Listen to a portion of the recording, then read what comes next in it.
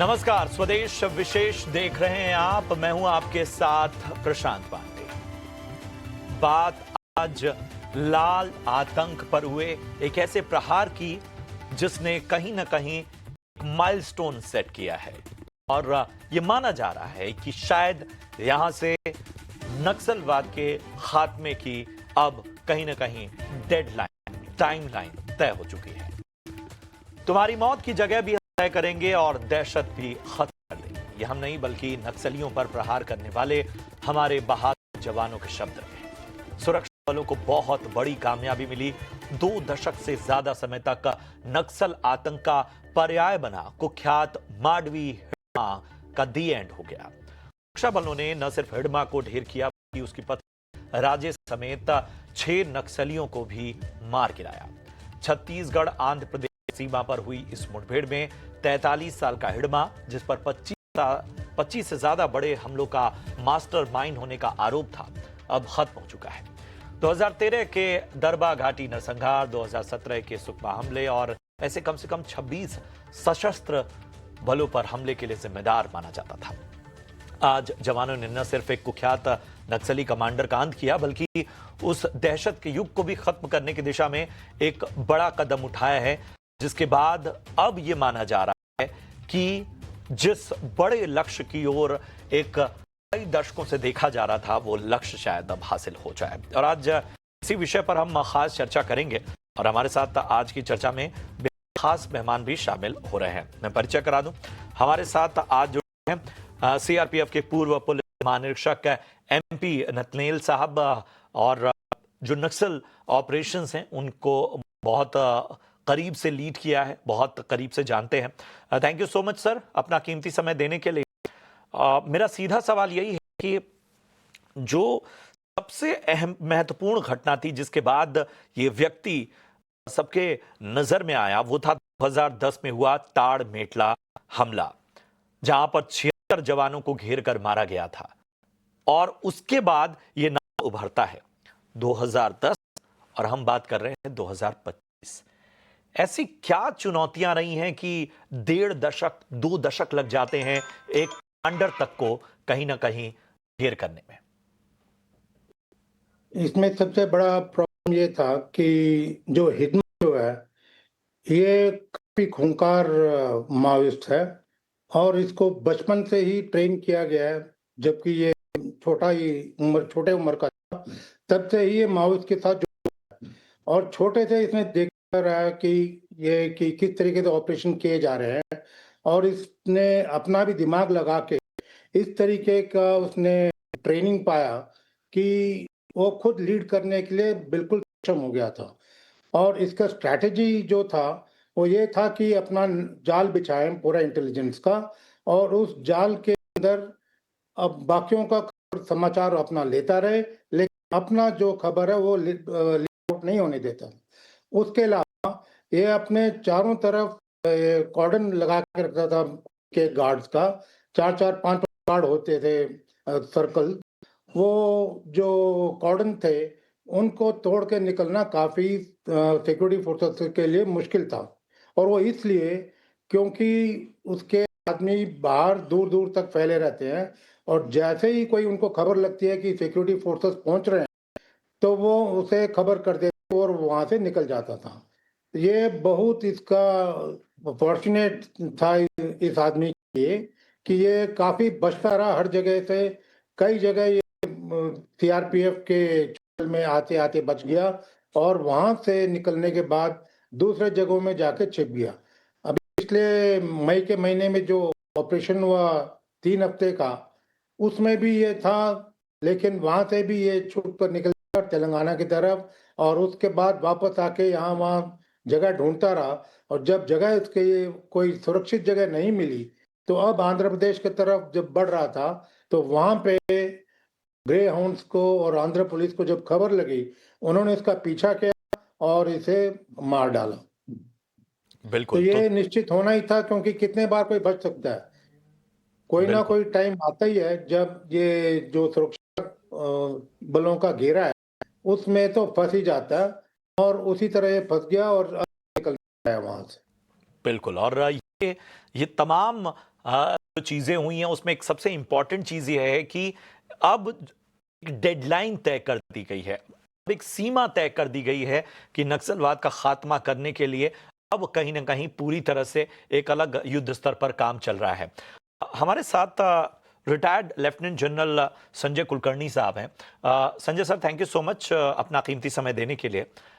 जब इस तरह का सपना मारा जाता है, एक ऐसा कमांडर जिसने 2 दशक में ऐसी दहशत फैलाई हो, जहां पर जो हमारी एक प्रोफेशनल पूरी बटालियन है वो तक कहीं ना कहीं उसके शिकार बड़े पैमाने पर बनती रही।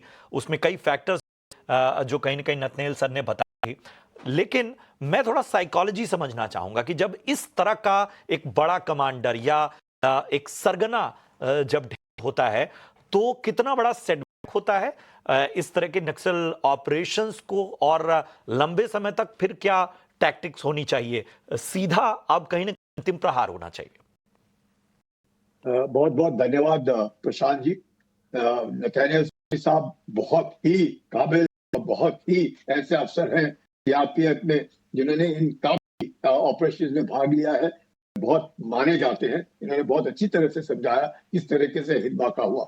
लेकिन सवाल ये है कि ये जो माओवादी है, जिसको बाद में तकरीबन 2006 के बाद हम लोगों ने इसको लेफ्ट विंग एक्सट्रीमिज्म कहा, और लेफ्ट एक्सट्रीमिज्म को लेकर के तत्कालीन जो प्रधानमंत्री थे श्री मनमोहन सिंह जी, उन्होंने भी कहा कि अगर देश को सुरक्षा से सबसे ज्यादा अगर खतरा है तो इंटरनल सिक्योरिटी, वो है जिसको वो लेफ्ट विंग एक्सट्रीमिज्म कहते थे। वो काफी मेहनत, काफी कोशिश करने की मैं कहूंगा कि तकरीबन मेरे को अभी भी याद है जब हम कोर्स पर होते थे 2004 से लेकर के 2008 के आसपास, तकरीबन 40,000 स्क्वायर किलोमीटर, तकरीबन 10 स्टेट्स और तकरीबन 180 डिस्ट्रिक्ट माने जाते थे, जिसे लोग रेड कॉरिडोर बोलते हैं। इनमें गुजरना बहुत बहुत कठिन, मुश्किल और कई बार जान ही गंवानी पड़ती थी। उसके बाद धीरे धीरे करके तकरीबन 2014 के आसपास आते आते हम लोग 18,000 स्क्वायर किलोमीटर का एरिया तब भी इनके हाथ में था, और आज की तारीख में धीरे धीरे करके सिर्फ 3 डिस्ट्रिक्ट इनके, मैं कहूंगा कि थोड़े बहुत जिनका दबदबा है, मैं कहूंगा उससे ज्यादा नहीं है, वो भी धीरे, जैसे बिल्कुल ठीक कहा कि मार्च 2026 तक ये डिस्ट्रिक्ट भी जिनमें इनका तो छोटा मोटा अपनी जो हुकूमत चलती है वो भी खत्म हो जाएगी। सवाल ये है कि ये शुरू कैसे हुआ। 1967 में नक्सलबारी जब शुरू हुआ, उस से लेकर के आज तक जो माना जाता था कि जो ट्राइबल्स है, जो इस तरीके से जंगलों में रहते हैं, उनको लगता था, और माओवादी है, पीपल्स मूवमेंट है, अपना जितने नक्सलबारी के हैं, और ये इनको सब सीपीआई बन करके ये देश विरोधी नहीं है, देशद्रोही नहीं है, ये देश के बीच में रह करके अपने ही एक तरीके से अपने आप को, जो उनके हक है, और खासकर जो फॉरेस्ट में रहते हैं ट्राइबल्स, उनको अपने कल्चर को लेकर के उनको मेन स्ट्रीम में आने, कई लोग जो है मैं कहूंगा कि शहरों में रहते थे और इनको उकसाते रहते थे। इनका जो मनोबल है ऊंचा करने के लिए इनको बार बार, चाहे सरकार ने उस वक्त भी काफी मेहनत की, लेकिन इम्प्लीमेंटेशन जो है, मैं कहूंगा अब पिछले तकरीबन 10-12 साल से जो इम्प्लीमेंटेशन हुआ, जिससे इनको स्ट्रीम पे लाया गया, जिसे बोलते हैं ना winning the hearts and mind, मतलब इनका है वो जीता गया। वाकई सरकार है वो आपके विरुद्ध नहीं है, आपके साथ है, आपको जो चाहिए, और उसके लिए सरकार ने काफी तरीके से पुलिस बलों का मॉडर्नाइजेशन किया, पुलिस बलों की फोर्टिफिकेशन ऑफ उनके पुलिस फोर्सेस दिए, उनको इक्विपमेंट और नए नए हथियार दिए, इनके नए सड़कें बनाई, मोबाइल टावर्स दिए, एजुकेशन के लिए बहुत सारे दिए, और उसके साथ साथ जैसे कहते हैं साम दाम दंड भेद सारा तरीका अपनाया। और ये जितने लीडर थे, जैसे हम्मी था, राव था, इनको सबको जब जब मारे गए, और जब मारने के बाद इस बात का एहसास हुआ कि मारना इनको इसलिए जरूरी था कि ये सिर्फ प्रोपेगेंडा और अपने ही एक तरीके से एम्पायर बिल्डिंग जिसे बोलते हैं करे। चाहे फॉरेस्ट एक्ट आया जिसमें फिर उनके लिए भी सहूलियतें दी गई, माइनिंग के एक्ट आए उनमें भी उनको सहूलियतें दी गई। उनको कहीं ना कहीं लोग भड़का रहे थे कि आपका जनजीवन जो है, जो आपकी रहने की शैली है, ऊपर प्रहार हो रहा है और आपको वैसे रहने नहीं देंगे। लेकिन जब सरकार ने इनके साथ मिल करके और उनके साथ काम करके जब अब उन्हें लगा है ये वाकई सरकार सीरियस है, जो दखलंदाजी देगा, और खासकर ये जो मारा गया है ये ट्राइबल था, ये बाहर का नहीं है, मौजूद नहीं है, ये वहां का ट्राइबल है। और ये नए युवकों को प्रेरित करने में बहुत भी हुआ। लेकिन अब हमें देखने को मिल रहा है कि किस प्रकार से लोग खुद परेशान हो गए, खुद वहां के लोग जो मतलब इस मुंह से तंग हो गए, और जिस प्रकार से वो बार बार पुलिस मैं कहूंगा कि सीपीएफ के ऊपर जिस प्रकार से हमला होते थे, पुलिस पोस्टों को बर्बाद किया जा रहा था, अब उसके ऊपर एक तरीके से मैं कहूंगा हम लोगों ने काफी हद तक उसके ऊपर काबू पा लिया है।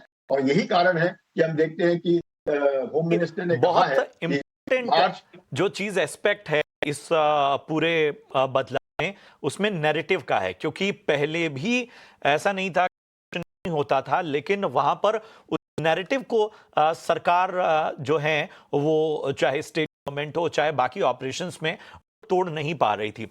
नतनेल सर, क्या गेम चेंजर ऑपरेशन है? आप तो पूरे इन ऑपरेशंस के और इसके रिटेलिएशन के मनोविज्ञान से बहुत अच्छी तरीके से परिचित हैं।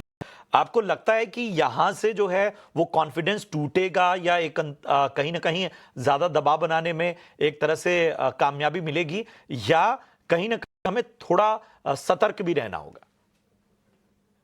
इसमें तो कोई शक नहीं है कि सतर्क तो फोर्सेस को रहना ही पड़ेगा। लेकिन ये पहले ये जब भी अटैक करते थे फोर्सेस के ऊपर, काफी तादाद में आते थे, 200-300 की तादाद में आके अटैक करते थे फोर्सेस के ऊपर। अब जो है, क्योंकि हमारा इंटेलिजेंस इतना बढ़िया हो चुका है, अगर ये 8 आदमी भी इकट्ठे हो जाते हैं तो इंटेलिजेंस एकदम पता चल जाता है कि ये यहाँ पे जगह पे कुछ इकट्ठे हुए हैं, तो उसके वजह से फिर ऑपरेशन चला जाता है और वो वहां टिक नहीं पाते। तो ये काफी फर्क है कि पहले 200-300 के तादाद में थे, अब ये जो है 5-6 के तादाद में भी इन लोगों को घूमना मुश्किल हो गया है। और ये इंटेलिजेंस इसलिए हमारा काफी बढ़िया हो गया है क्योंकि पहले सड़क वगैरह नहीं थे उस इलाके में, और ना ही फोर्सेस पेनिट्रेट कर पाती थी, खासकर अबुझमाड़ एरिया में। तो वहां पर सड़क वगैरह ना होने की वजह से फोर्सेस भी इतने आसानी से पहुंच नहीं सकती थी। कहीं पे भी कोई हादसा हो जाता तो फोर्सेस को पहुंचने में घंटों लग जाते थे। लेकिन गवर्नमेंट ने जब ये डिसाइड किया कि सड़क बनाना जरूरी है, और शुरू में इन्होंने बीआरटीएफ का भी मदद लिया और रोड बिछाने शुरू कर दिए। इससे पहले ये था कि जब भी रोड बिछाने की कोशिश करते तो नक्सलाइट आके वहां पे जो वहां के लोगों को मार देते या मशीनों को जला देते वहां पे। लेकिन फोर्सेस के आने से वहां पे ये हुआ कि सड़क वगैरह बनने शुरू हो गए, और सड़क बनने की वजह से हर गांव में अब जो है गाड़ियां जा पा रही हैं, फोर्सेस भी एकदम वहां पर पहुंच पा रही हैं। और ये सबसे बड़ा एक बदलाव आया कि डेवलपमेंट शुरू हुआ वहां पे, और इंटेलिजेंस नेटवर्क जो उनका था वो तकरीबन समाप्त हो गया है, और फोर्स के लिए इंटेलिजेंस आना काफी आसान हो गया था। मेनली इंटेलिजेंस की वजह से ही लोग वहां पर कामयाब हो पाए हैं। और अभी जो है, क्योंकि तकरीबन सारे टॉप लीडर्स खत्म हो गए हैं, और अभी तो शायद ये भी माना जा रहा है कि जो उनका जनरल सेक्रेटरी है तिरुपति, ये भी शायद मारा गया है, लेकिन इसका कोई कंफर्म न्यूज नहीं है।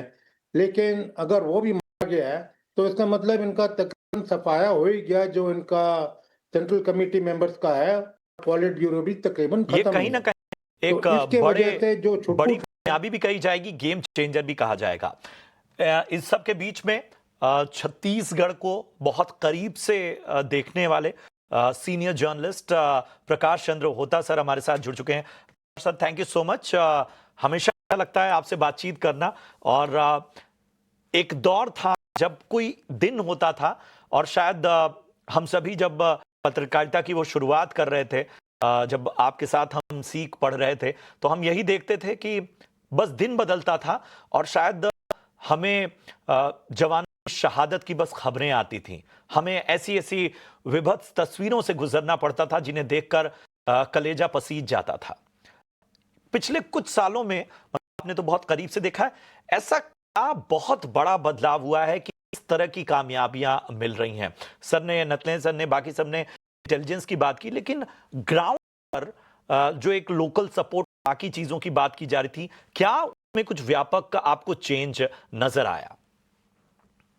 देखिए, सबसे बड़ी बात थी कि इसी रायपुर शहर में माओवादियों ने आके, मैं उस वक्त पीटीआई का ब्यूरो चीफ था, तो मेरे ऑफिस में आते थे, प्रेस रिलीज खुद हाथों में देते थे, यहां तक कि 90 विधायकों के घरों में जाकर उन्होंने पावती लेकर सबको सलवा जुड़ों के खिलाफ डॉक्यूमेंट दिए थे। वो सीएम हाउस भी आए।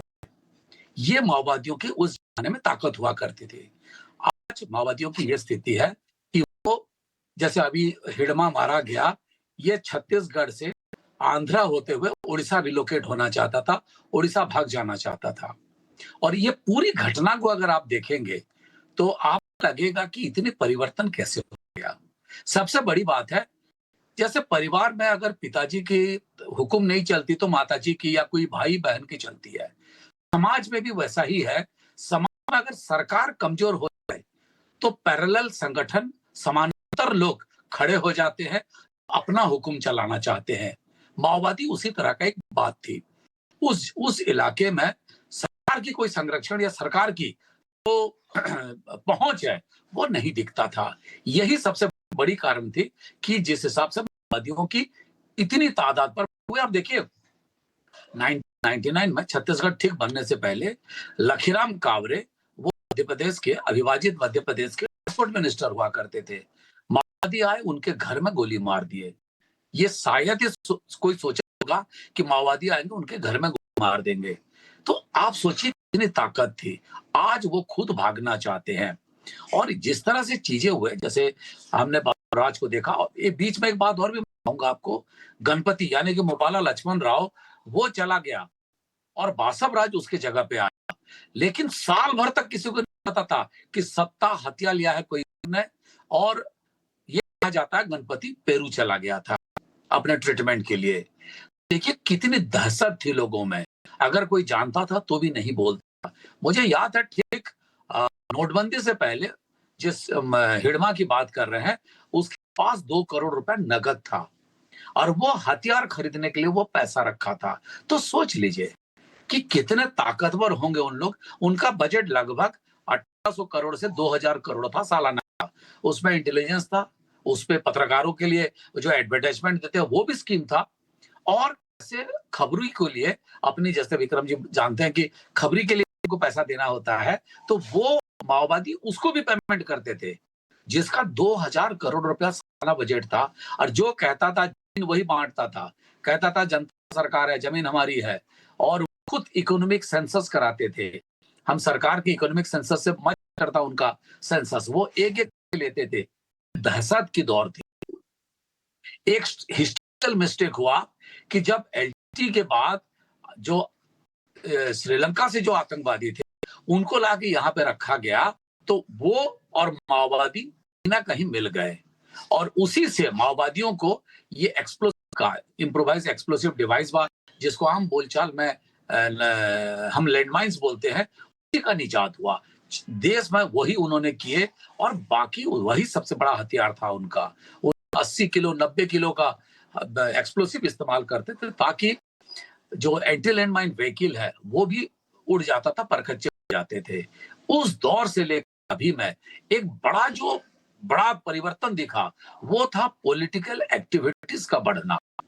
सिक्योरिटी फोर्सेस केवल जाए उतना सफिशिएंट नहीं था। आप अगर 2008 की चुनाव देख ले तो पता चलेगा आपको कि वहां चुनाव भी नहीं हुए थे दहशत में, और फर्जी रिपोर्ट दे दी गई थी कि चुनाव हुआ बीजापुर में। बाद में इलेक्शन कमीशन ने खुद जाके वहां पे कास्टिंग कराए और चुनाव कराए। ये दहशत थी। आज जब पॉलिटिकल एक्टिविटीज बढ़ा तो वो वैक्यूम जो था वो कम होता गया। देखिए विकास आपके लिए जो विकास के मायने हैं, मेरे लिए वो विकास के मायने हो सकता है नहीं हो। बिल्कुल मेरे लिए छोटा सा स्कूल बनना बहुत बड़ी बात है, एक ट्यूबवेल बनना बहुत बड़ी बात है। वाकई, और वही सबसे अहम बात, मतलब ये कहीं ना कहीं इतनी सारे फ्रंट पे जो काम हुआ, या इतने सारे फ्रंट पे कहीं ना कहीं जो एक तरह का एग्रेशन दिखा, बहुत आवश्यक है। एक वर्ड है एक्शन प्लान। अगर उस एक्शन प्लान में केवल प्लानिंग रह जाए और एक्शन ना हो, तो कुछ ज़्यादा फर्क आता नहीं है। और शायद एक बहुत बड़ा फर्क इन सारे जो भी स्टेक होल्डर्स रहे हैं इस पूरे ऑपरेशंस में, उनकी प्रतिबद्धता, उनकी इच्छा शक्ति, उनके एग्रेशन, इन सब का परिणाम साफ तौर पर नजर। मुझे एक ब्रेक के लिए रुकना होगा, समय मेरे पास कम है। ब्रेक के उस पार समझेंगे कि कितना इंपॉर्टेंट एरिया है कि ये बड़ा जल्दी स्केप कर जाते थे, मतलब कितना कॉम्प्लेक्स है एरिया। इन सारी चीजों को भी समझेंगे अपने एक्सपर्ट से।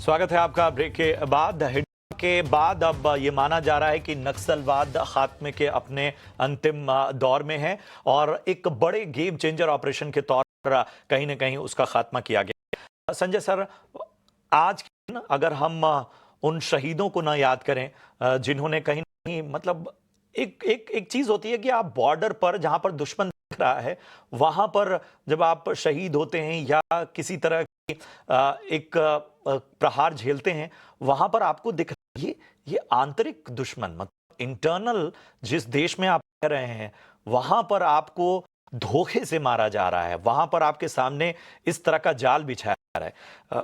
लिटरली आप हमें बताइए, एक सैनिक के मनोबल को आज कितना बड़ा बूस्ट मिला होगा? जबरदस्त, मैं कहूँगा बहुत बड़ा एक मोरल बूस्टिंग इफेक्ट होता है, क्योंकि आपने बिल्कुल ठीक कहा, ये अपने घर के लोग हैं, ये कोई दुश्मन नहीं है, ये कोई देश के बरखिलाफ नहीं है, ये उनकी एक सोच, और वो सोच को हम लोगों ने उनको कन्विंस करना है। तो जब हम लोगों ने धीरे धीरे करके, जब हमारे जो सैनिक मारे जा रहे थे, अब उनके ऊपर जब हमने काबू पा लिया और उनके ज्यादा मरने लगे, क्योंकि हम लोगों ने देखा कि जो इंटेलिजेंस है हमको मिलने लगे। हम लोगों ने मोबाइल टावर लगाए, हमने 45 पुलिस स्टेशन बनाए, हमने मॉडर्न कमांडो कोबरा फोर्सेस खड़े किए, हमने हथियार दिए, बुलेट प्रूफ जैकेट दिए, गाड़ियां इनको रास्ते बनवाए। इसका पर ये लोग जो है, इन्होंने मोबाइल इस्तेमाल नहीं किया, ये तो ह्यूमन इंटेलिजेंस पे काम कर रहे थे। तो हमारा इंटेलिजेंस भी इलेक्ट्रॉनिक इंटेलिजेंस भी है, ह्यूमन इंटेलिजेंस भी है। और जब अपना दबदबा, एक वक्त था जैसे मैंने कहा 180 डिस्ट्रिक्ट में इनका बोलबाला था, आज की तारीख में सिर्फ 3 डिस्ट्रिक्ट में थोड़ा बहुत बोलबाला है, बीजापुर में हो, सुकमा में, नारायणपुर में हो, बाकी तो सब खत्म हो गए। मतलब यानी कि उनको भी अब लगने लगा कि उनकी सुनाई नहीं हो रही है, लोग उनके साथ नहीं है। बस सरकार ने जहां पे बिजली नहीं आई, एक शब्द है, एक शब्द कि कहीं ना कहीं आपको पूरी क्षमता का इस्तेमाल करना होगा, मतलब एक फ्री हैंड एक वर्ड यूज किया जाता है। कहीं ना कहीं सुरक्षा बलों को उन सारी चीजों को, इंटेलिजेंस हर तरह से ट्रिगर किया गया। नतनेल सर, हमें ये बताइए, ये जो पूरा इलाका है, जब भी ऑपरेशंस होते थे तो हमेशा होता था कि ठीक है कुछ को तो ढेर किया है लेकिन फला कमांडर भाग गया। ये जो पूरा इलाका है, जो बॉर्डर्स सटे हुए हैं, क्या ये वाकई एस्केपिज्म के हिसाब से बड़ा आसान है, या इंटरनली पूरा नेटवर्क इस तरह से बिछा हुआ था कि उनके लिए भागना आसान होता? नहीं, वैसे जो कॉर्डन किया जाता है जंगलों में, वो इस तरह से किया जाता है ताकि कोई बच के ना निकल पाए। लेकिन जंगल जो है इतने 100-200 किलोमीटर तक हैं जो कि पूरी तरीके से घेरे नहीं जा सकते। ये है कि इन लोगों को उस इलाके का चप्पा चप्पा का ज्ञान रहता है, जो कि सिक्योरिटी फोर्सेस को ज्ञान नहीं रहता।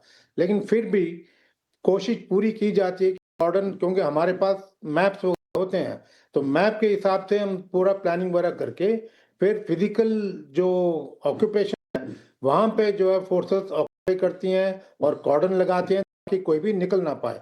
लेकिन ये लोग क्या करते हैं, कोई छोटे ग्रुप्स बना के यहाँ वहां से निकलने की कोशिश करते हैं और कई बार ये कामयाब हो जाते हैं, खासकर ऐसे स्थिति में जब कोई विस्फोट हो गया हो, जैसे पिछले कारीकोटा जो ऑपरेशन हुआ उसमें भी कुछ कैजुअलिटीज हुए थे। तो उस जो है ध्यान जो है कॉर्डन से हट जाता है और इवैक्यूएशन पे ज्यादा चले जाता है, तो वो हो सकता है उस टाइम कहीं से दाएं और बाएं हमें भी निकल नहीं जाता भूलना है। होगा कि किसी ऑपरेशन के लिए जितने लोग डिप्लॉय किए जा रहे हैं या तमाम चीजें होती हैं, वो एक उसका एक साइज है, उसकी एक तय साइज है, और कहीं ना कहीं वो अगर किसी और चीज में डिस्ट्रैक्ट होगी तो बहुत सारे ऑपरेशन कई बार कॉम्प्रोमाइज भी हो जाते हैं। एक आखिरी सवाल के साथ प्रकाश सर मैं आपके पास आऊंगा। अब आगे क्या सवाल उठता है कि अब यहां से वाकई मतलब जिस चीज को हम कह रहे हैं कि पूरी तरह से खात्मा हो जाएगा, आपको नजर आ रहा है, ग्राउंड पर स्थितियां क्या हैं? देखिए, सीधी सी बात है कि हमने कुछ लोगों को जो बड़े कमांडर उनको मार दिए, उस विचारधारा को खत्म कर पाए क्या, और उस विचारधारा का स्प्रेड क्यों हुआ, ये दो चीजों को हमको समझना होगा। नक्सलवादी को तो खत्म कर गया, लेकिन जब दूसरा कोंडापल्ली सीतारमैया और नागभूषण पटनायक ने पीडब्ल्यूजी पीपुल्स वार ग्रुप को जब खड़ा किए, तो उसके पीछे की मानसिकता क्या थी, और वो जो मानसिकता है उस मानसिकता को खत्म करना होगा। दूसरी बात है, जो काडर कल तक माओइस्ट के लिए काम करता था, आज वो सरकार के लिए काम कर रही है, उनका कैसे रिहेबिलिटेशन हो, जो सरेंडर कर रहे हैं उनके कैसे रिहेबिलिटेशन हो।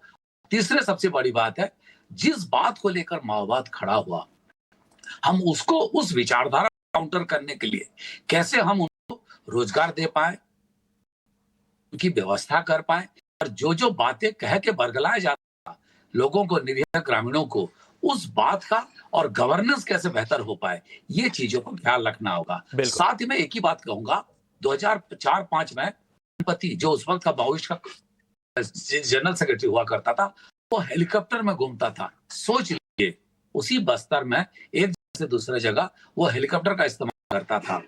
आज अगर वो नहीं है तो लोगों के मन में जो रॉबिन हुड का इमेज है, चाहे हम हिड़मा की बात करें, देवा की बात करें, बिल्कुल। गगन्ना की बात करें, भूपति बिल्कुल। की बात करें, इस छवि को बिल्कुल, कहीं ना हमको कहीं खत्म करना ये होगा। बात सही लोग की, और किसी भी गलत एग्जाम्पल सेट होने से बचना होगा, क्योंकि इसी का कहीं ना कहीं जो है ये पूरी विचारधारा में इसका फायदा हो जाता है, लोगों को बरगलाया जाता है। Thank you so much Prakash sir, always pleasure to have you, मजा आता है हमें से बातचीत करते हुए। थैंक यू सो मच नतने, अमेजिंग इनसाइट्स, और एक लंबे दौर की आपकी ये संघर्ष और यात्रा रही है, उन सभी तजुर्बे का भी हमने फायदा उठाया।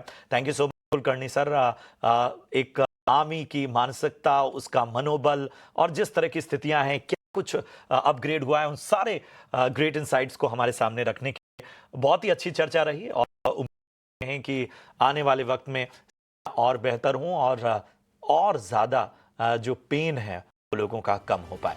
बहरहाल इस चर्चा में इतना ही, दीजिए इजाजत, आप देखते रहिए ET Now स्वदेश। नमस्कार।